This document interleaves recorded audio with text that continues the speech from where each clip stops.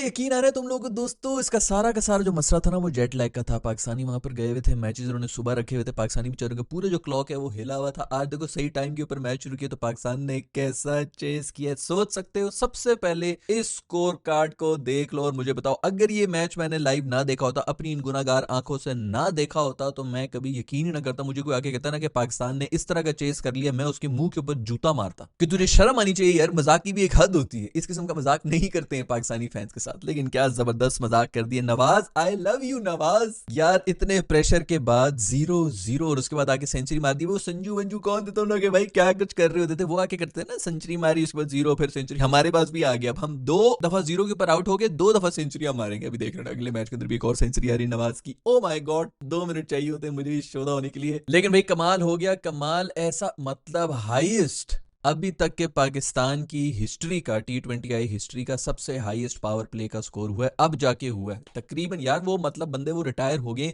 धोनी उस वक्त यंग बच्चा था जब से शुरू हुई थी, मतलब उससे पहले शुरू हुई थी, लेकिन मतलब जब से हम पक्का पक्का याद है तब वो यंग बच्चा था। सारी यंग टीम को उसने खिलाया था उसके अंदर। वो उसको भी मतलब उन लोगों को भी रिटायर हुए कितना टाइम हो गया, अब जाके हमने पावर प्ले का सबसे हाईएस्ट स्कोर किया है। इसी से पता चल रहा है कि हम किस किस्म की क्रिकेट खेल रहे थे। इससे पहले जो हमारा हाई स्कोर था वो 2015-2016 इस तरह इस कोई डेट हमने किया था इंग्लैंड के खिलाफ, और यही 2016 से ही मसला शुरू हुआ था। हमने अजीब, दुनिया कहां से कहां चली गई थी और हम पता नहीं कौन से क्रिकेट की तरफ जाना शुरू हो गए थे। ये किस किस्म की गुनाहगार क्रिकेट खेली है भाई पाकिस्तानी तुम लोगों ने, ये क्या किया, ये बहुत बड़ा गुनाह किया तुमने। इस तरह चीज करते हैं यार, मतलब 10 ओवर के अंदर वो जो हम कह रहे होते हैं ना कि 3-3 ओवर के अंदर मैच खत्म हो रहा था, अक्सर हम पे खत्म हुआ था। आज इसी तरह हुआ कि 200 चेस करते हुए 10 ओवर के अंदर मैच खत्म हो चुका था, वन साइडेड चल रहा था। न्यूजीलैंड वालों की बुरी हालत हुई भी थी, कैच भी ड्रॉप किया नवाज का कैच, इसीलिए कब से पता नहीं चीख चीखे के यार जब आप अगली टीम को प्रेशर में डालेंगे ना तो उनके कैचेस भी, उनसे मिस फील्डिंग भी होगी, उनके कैचेस भी ड्रॉप होंगे। नवाज का आज हलवा कैच था, सीधा ऊपर गया, जैसे हवा में थोड़ी देर ज्यादा हो गया उसकी हालत खराब होगी फील्डर की। वो नीचे खड़ा है, वो यही देख रहा है भाई कि ये तो बहुत ऊपर चला गया, ये तो वही बंदा है जो हमें बहुत मार रहा है, ये कैच तो बड़ा इंपॉर्टेंट है। वो बस एक जो थॉट आती है कि ये कैच बड़ा इंपॉर्टेंट है, वही बंदा जो कुट रहा है वहीं पर पैनिक करके बेचारा बेहोश हुआ है, बॉल नीचे गिर गई। यही सब कुछ होता है जब आप छक्के चौके मार रहे होते हैं। लेकिन यार सबसे पहले मैं बात करना चाहूंगा हारिस की। सारा का सारा प्रेशर जो है ना, मोमेंटम उसी ने सेट किया था। शुरू में नवाज शबाज की जो है टाइमिंग शामिंग कोई नहीं होती, डरा हुआ भी था क्योंकि पहली जो है उसको यही पड़ी हुई थी कि मैं किसी तरह एक रन बना दूं, और 2 दफा 0 के ऊपर आउट होके गया हूं, मेरा तो करियर खत्म हो रहा है। तो उस वक्त अगर कोई बैटिंग कर रहा था ना बिल्कुल फुल कॉन्फिडेंस के साथ, तो वो मेरा दोस्त था मोहम्मद हारिस। फुल कमांड पकड़ी हुई थी उसने, कहा इधर मैं तो बताता हूँ, छक्के मार मार के पेल पेल के सारा का सारा टोन सेट कर दिया। और फिर उसके बाद नवाज ने भी गेम पकड़ ली। भाई जनरेशन गुजर गई हैं, नस्लें गुजर गई हैं ऐसा चेज देखे हुए। खैर बॉलर से फिर से 200 रन खा लिए, उसके बारे में बाद में बात कर लेंगे। मैं बॉलिंग भी इतनी बुरी होनी नहीं थी, ग्राउंड ही इतना छोटा सा था उसके ऊपर। खैर यार ये किस किस्म के, मतलब ये क्या बदतमीजी है। एक साइड की जो बाउंड्री थी मैं 59 मीटर्स की थी यार, पता नहीं कौन से हॉकी रग्बी के ग्राउंड के अंदर ये कर रहे होते हो यार। अगली 3 लाइनें तुम हटा दो सीटों की यार, थोड़ी सी रस्सी पीछे कर लो यार। मतलब वहां पर कोई हमारे जो इधर शादी के शामियानों में जो लगी रही होती है सीटें, वो रख दिया करो यार। जब रग्बी का मैच हो रहा था उधर अगली 3 जो है वो लाइनें आगे कर लिया करो, थोड़ी भी पीछे भी कर लिया करो यार। मतलब कुछ तमीज होती है यार क्रिकेट खेलनी। खैर यही ग्राउंड उनका भी था भाई, और फिर भी 200 रन से बना रहे थे, ये भी नहीं था क्योंकि 170-180 था। लेकिन एक बात है कि इस चीज को हमने ज्यादा सीरियसली लेना नहीं है, क्योंकि बहुत सी ऐसी शॉट्स थी जो कि दूसरे ग्राउंड के अंदर शायद कैच हो जानी थी अगर ग्राउंड थोड़ा नॉर्मल साइज का होता। पर जो भी हो यार, न्यूजीलैंड की होम कंडीशंस, इतने प्रेशर के अंदर डेब्यू शेब्यू पहली सीरीज आपकी है, आप कभी जिंदगी में न्यूजीलैंड में नहीं गए, वहां पे आपको खेलना पड़ रहा है। 2 दफा आप 0 के ऊपर आउट हो चुके हैं, उसके बाद इस प्रेशर सिचुएशन में आकर सेंचुरी मारना, और पाकिस्तान की तरफ से फास्टेस्ट T20I सेंचुरी मारी है इसने। मतलब वो 37 बॉलों के ऊपर जो मारी थी इसने, 44 बॉलों के ऊपर मारी है, 37 बॉलों पे 90 से मारी थी आफरीदी ने सेंचुरी। उसके बाद से पाकिस्तान के अंदर कोई एक बंदा नहीं आया, तकरीबन कोई 20-25-30 साल होने वाले हैं अब तो यार, कोई बंदा नहीं आया था जो T20I फॉर्मेट के अंदर भी जो है वो मतलब कोई सेंचुरी मारता है। ऐसे इसके बाद जो मेरे ख्याल में फास्टेस्ट मारी थी वो मेरे दोस्त बॉबी ने मारी हुई थी, कोई 49 बॉल्स के ऊपर। ऐसे तुम लोग भी इजी ले रहे थे, बॉबी भी जो मूड में होता तो ऐसे ऐसे मारता है, स्ट्राइक रेट उसने रखी होती है। पता नहीं कंडीशंस क्या थी उसके बारे में मुझे ज्यादा पता नहीं, लेकिन जो भी वो 44 बॉल्स के ऊपर सेंचुरी मारी है बॉय ने, वो भी डेब्यू सीरीज के ऊपर। भाई सोचो कि हमें भी इस किस्म की टेंशन होने शुरू होगी कि स्कोर पीछे कुछ 200 रन चेस करते हुए भी हमें ये टेंशन होगी थी कि इसकी सेंचुरी पूरी होगी कि नहीं होगी। दूसरे एंड वाले को हम गालियां दे रहे थे, ये हमारे भी ये मसले शुरू हो गए। भाई कभी सोचा था आप लोगों ने वो पांडु वगैरह जो तो खूब चीखे कि इसकी सेंचुरी क्यों है, बड़ा गुस्सा है, उसने ग्लास तोड़ा है, वो पी रहा था आराम से, वो कावा शावा पी रहा होता है पांडु जो है बड़ा वो हेल्थ कॉन्शियस, वो कावा ग्रीन टी पी तरह से वो पी रहा था, पीते पीते उसने तोड़ छोड़ दिया, उसकी बीवी ने आगे कहा, कुत्ता भाग गया इधर, यार ये क्या हुआ है, कुछ नहीं सर, साइड पे कर, उसने साइड पे कर दिया उसको। इमोशंस जो इसके ज्यादा हो गए थे।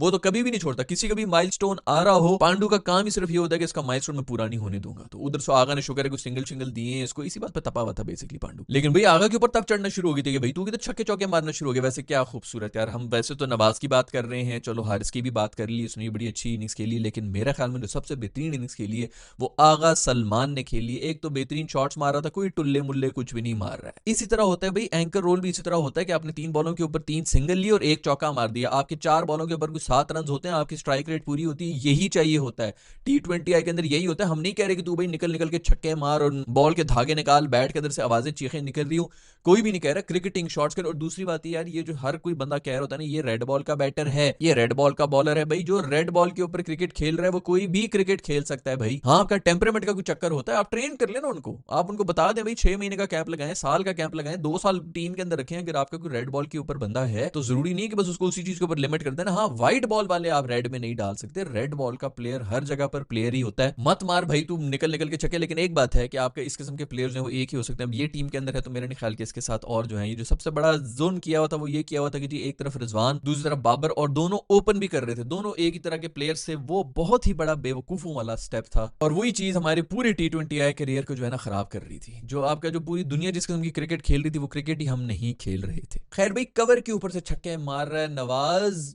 मुझे याद ही नहीं पड़ रहा पिछले को 25-30 साल में, मुझे याद ही नहीं पड़ रहा कवर के ऊपर से छक्के मैंने किसी पाकिस्तानी बैट्समैन से देखे भी हो। खैर बाउंस थोड़ा कम था पिछली पिचेस से, लेकिन फिर भी पाकिस्तान के लिहाज से ज्यादा ही था भाई। नवाज जानी ने 10 डॉट बॉलें खेली हैं अपनी सेंचुरी के अंदर। भाईजान इतने हमारे जो बाकी जो लेजेंड्स हैं ना वो 2 ओवरों के अंदर खेल लेते हैं, वो भी पावर प्ले के अंदर। खैर भाई, मुझे तो इस बात की खुशी कि कैच ड्रॉप होने के बाद किसी ने आगे फिर उसको कैपिटलाइज भी किए। हमारे तो यार कैच ड्रॉप होने के बाद मैं कहता हूँ चल यार अब तो दूसरी बारी मिल गई, अब तो कोई बड़ा स्कोर कर ले, तब भी नहीं करते, बल्कि 2 बॉलों के बाद ही अपनी विकेट दे देते हैं यार। मतलब ये भी नहीं कि चलो यार 4 ओवर ही और खेल, नहीं, उसी वक्त मैंने सूद समेत वापस करनी अपनी विकेट, मैं थूकता हूं ऐसी बारी के ऊपर। खैर भाई, ओपनिंग पेयर को देख के आज पता चला कि यार ऐसी होती है, ये होती है T20I की इनिंग्स। हम तो तरस गए थे यार, देखना नसीब नहीं हो रहा था कि यार ऐसी भी कोई इनिंग्स हो सकती है। खैर भाई, सोचो कि हिस्ट्री का सबसे ज्यादा तेज पाकिस्तान का पावर प्ले का स्कोर हुआ है, अब जाके हुआ है। कितनी कुछ शर्म की बात है यार, इतने सालों के बाद कहीं जाके हमने पावर प्ले के अंदर अपना हाईएस्ट स्कोर कर दिए। शुक्र है कर दिए। बार बार मासूम नवाज जो है वो कप्तान की तारीफ शादाब की तारीफ, कप्तान की तारीफ शादाब की, इन्होंने मुझे बहुत बैकअप किए, उसके ऊपर मैं तो ओके हूँ। लेकिन शादाब के ऊपर मुझे हो रहा था उसने फुल टाइम अपनी जो है ना अथॉरिटी पकड़ी हुई है, ये अक्सर को बताने के लिए कि मैं ही तुम लोग का वाइस कप्तान हूँ, आगे मैंने ही कप्तान बनना है। तो मैं तुम लोग को जबरदस्ती का सपोर्ट कर रहा है, भाई तू पीछे हो जा, वो तो भी नए बच्चे हैं, उन्होंने तो सुनना है। थैंक यू वेरी मच भाई शादाब भाई, आप सबसे अच्छे। शादाब भाई बेसिकली सब कॉन्शियस लेवल के ऊपर ये गेमें खेल रहे हैं कि भाई अब मैं तुम लोगों का कप्तान हूँ, मैं तुम लोगों को गाइड करने के लिए आया हूँ, मैं लीडर हूँ इस टीम का। ये आगा बागा तो वैसे गुस्से में,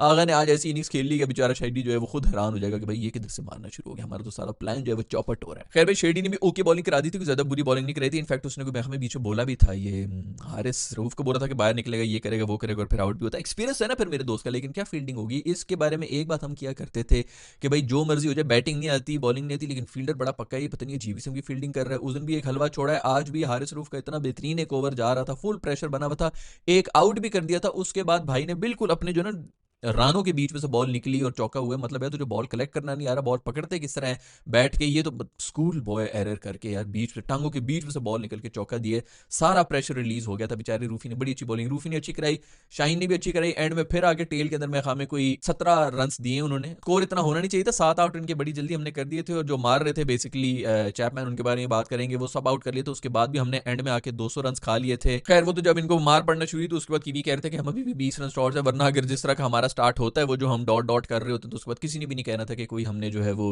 20 रन शॉट किए या वटेवर। मैच अगर जीतते भी तो वही होता कि एंड के अंदर आके कोई ब्रिलियंस सिखा देता तो हो रहा, वरना राना बॉल आखिरी ओवर तक तो मैच जा ही रहा था। ये वो सारे मसले होते जो हम कह रहे थे कि यार जब इस किस्म का चेज हो रहा होता है तो पावर प्ले में गेम खत्म होती है, और हम पावर प्ले में ही जो है वो सेट होने की कोशिश कर रहे होते थे। भाई अब वो जमाना ही नहीं रहा कि यार मैं आराम आराम से करूंगा, एंड तक जाएंगे, एंड तक जाने की गेम ही नहीं रही है भाई। एक बॉल आएगी, कुछ हो जाएगा, रन आउट हो जाएगा, प्रेशर हो जाएगा, तू आउट हो जाएगा। तू जब तक क्रीज के अंदर खड़ा हुआ है, मैच को खत्म करना है। T20 अब हर 2-2 ओवर की गेम रह गई है, 2 ओवर बॉलिंग के, 2 ओवर बैटिंग के, सारा मोमेंटम या इधर या उधर। 2 ओवर के अंदर आपने मैच खत्म करना होता है, नहीं तो अगला बंदा ले जाएगा। हमारे 4-4 ओवर सेटल होने के लिए कर रहे होते तो उसके बाद हम मारेंगे ऐसा T20। ये गेम प्ले पता नहीं किसने इनको सिखाई थी, ये वो जो 152 रन इन्होंने बना दिए थे ना, वो हमारे गले में फंसा रहा है इतने सालों से। भाई ये होती T20 है, मैच आपने खत्म करना है अभी, जब मैं क्रीज में खड़ा हुआ हूं मैंने खत्म करना है मैच। वो मुझे याद है वो न्यूजीलैंड वाली इनिंग्स होती थी, इसके अंदर ओडीआई इंडिया के अंदर जो मैच हो रहा था, फखर जमान 400 चेस कर रहा था और उसके इंटरव्यू के अंदर आके बॉबर्स को खुद मुंह के ऊपर बोल रहे हैं कि ये मुझे आके कह रहा है कि रुक जा रुक जा रुक जा रुक जा। भाई 400 चेस कर रहे हैं, तू पागल तो नहीं है यार? 300 रन के ऊपर भी रुकना नहीं बनता। पावर प्ले के अंदर उसको कह रहे कि रुक जा, भी छक्के लग रहे हैं, उसको मारने दे भाई, वो जोन में आया हुआ है। खैर भाई बेहतरीन स्ट्राइक रेट के साथ आगा ने बड़ी जबरदस्त किस्म की इनिंग्स खेली, मुझे तो बहुत अच्छी लगी जो उसने चेस की, उसने 50 मारी। बाद में भी वो स्लो हो गया, नहीं तो वो और भी आराम से जो है 60-75 कर सकता था। उसने फिर आगे स्ट्राइक जो है उसको दी कि चल तू सेंचुरी पूरी कर ले, और बहुत अच्छा किया है।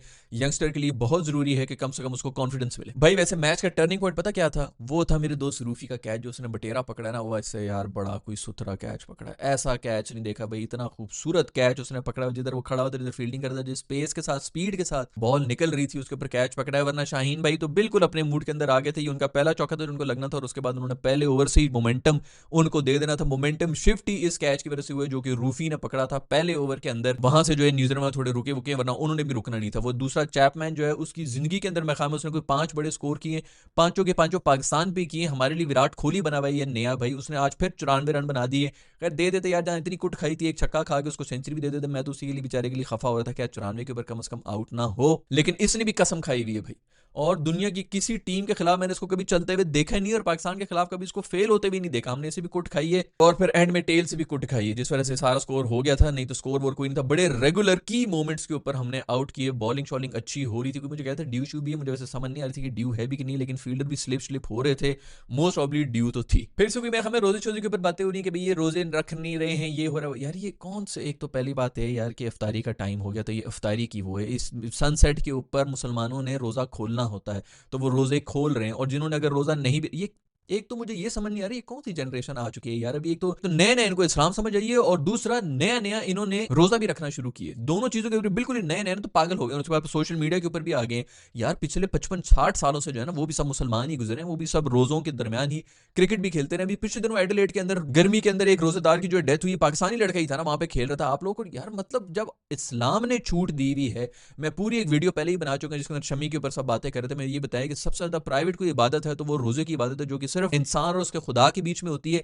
किसी को नहीं पता होता कि किसने रोजा रखा भी है, कौन एक्टिंग कर रहा है, पीछे से जाके कौन खा पी क्या रहा है। सबसे प्राइवेट चीज ये होती है कि इंसान की, आप लोग कब खुदा बनना बंद करेंगे? खुदा जाने, उसका बंदा जाने भाई, उसने रोजा रखा है, वो भूखा है कि उसके पेट भरा है। आप लोगों को इस वक्त क्या पता है? आप लोग इधर बैठे हैं, आपको क्या पता है कि मेरा रोजा है कि नहीं, मैं पीछे से क्या कुछ खा के आया हूं या मैं भूखा बैठा हूं? कौन प्रूव कर सकता है कि मैं भूखा हूं या नहीं? अजीब कोई जाहिलाना किस्म का यार इस्लाम जो है प्रैक्टिस होना शुरू हो गया। पता नहीं कौन से जाहिल प्रीचर्स हैं जिनसे ये सीख रहे हैं, और हर किसी के ऊपर लागू करना है, हर जगह पे लागू करना है। एक्टर से इन्होंने इस्लाम सीखना है, क्रिकेटर से इन्होंने इस्लाम सीखना है, तभी तो वो इस्लाम की तबलीगें कर रहे थे ना, पिछले वाले गेम के अलावा वो सब चीजें कर रहे थे। अजीब यार, कोई बिल्कुल ही मेंटल कॉम है हमारी यार। खैर भाई अबरार मासूम ने अच्छी बॉलिंग करा दी थी, और उसकी हैट्रिक बॉल थी यार, वो मिस करा दिया। पता नहीं अगले मैच के अंदर उसका जाएगा कि नहीं जाएगा, लेकिन बॉलिंग शॉलिंग ठीक ही करा था। मुझे तो थोड़ी समझ नहीं आ रही थी, थोड़े ज्यादा शायद बॉलर्स हो गए थे। अबरार भी था, आगा भी था, खुशदिल भी था, अब्बास आफरीदी भी था, रूफी भी था, शाहीन भी था, और शादाब भी था। ये शादाब के इर्द गिर्द मेरे हमें सारी टीम अब बनाई जा रही है, मुझे कोई थोड़ी इसकी समझ नहीं आई। और वैसे मोहम्मद अली को ड्रॉप करना बनता नहीं था, अब आपने यंगस्टर्स को रन दी हुई थी तो उस मासूम को भी दे ही देते। बट खैर अब्बास आफरीदी की भी जगह बनती थी, अगर किसी को रेस्ट मिलना चाहिए था वो शाहीन को मिलना चाहिए था। बट जो भी हो, शाहीन साहब ने भी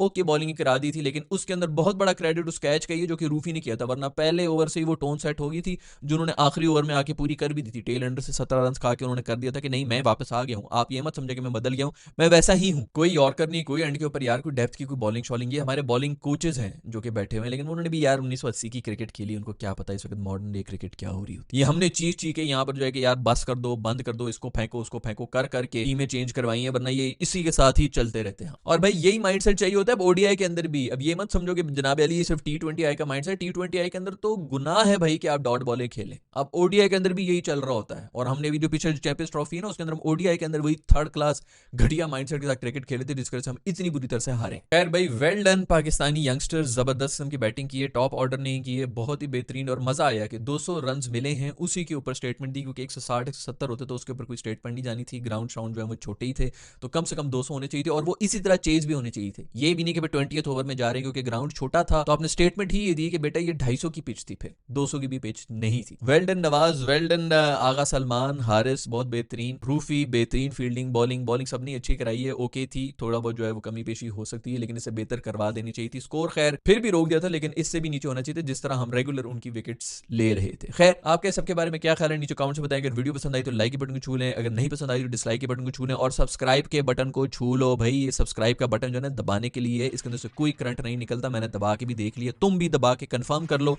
और कमेंट भी कर दो कि करंट लगा है कि नहीं लगा है। See you in the next video, bye.